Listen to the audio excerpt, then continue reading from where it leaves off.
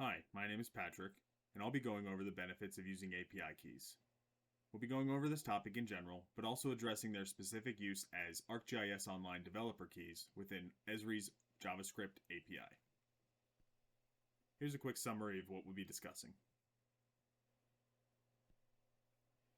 An application programming interface allows remote network access to specific data or functionality. APIs are an essential backbone of the modern internet. An API key is a private access identification code, a token, for working with an API. It acts as a way to access a protected API, one that's not completely open or free to access.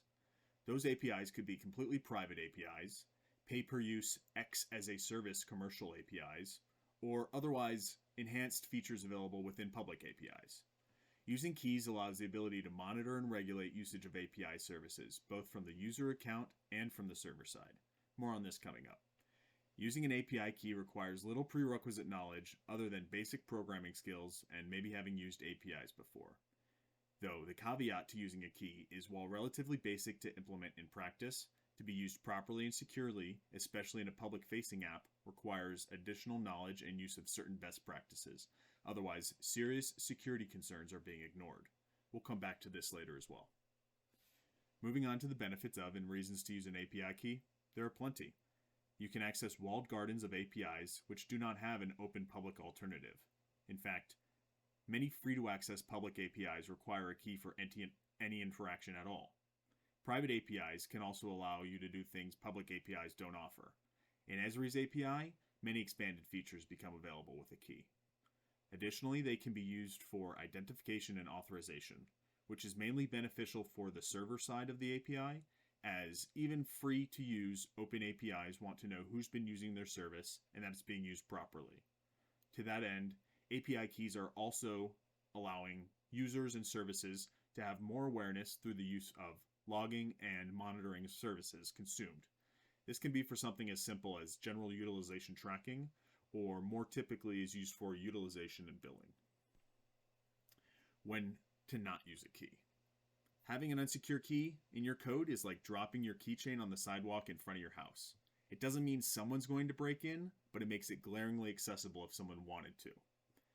It's an item that when used incorrectly can get you into trouble, so you need to know how to row a boat if you're going to take it out to sea.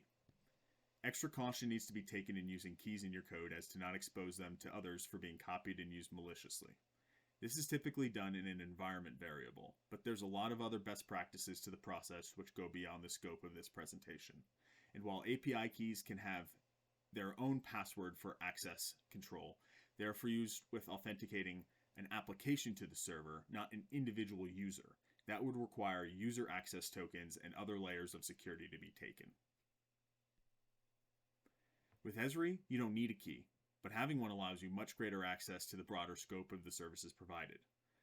With the ESRI API, a key can be used for the following services: base map layer services, geocoding services, routing services, including closest facility, service area, location allocation, and several other options, as well as geo-enrichment services, which is described by ESRI as the process of enhancing existing data with additional location-based data information about people and places in the specific area.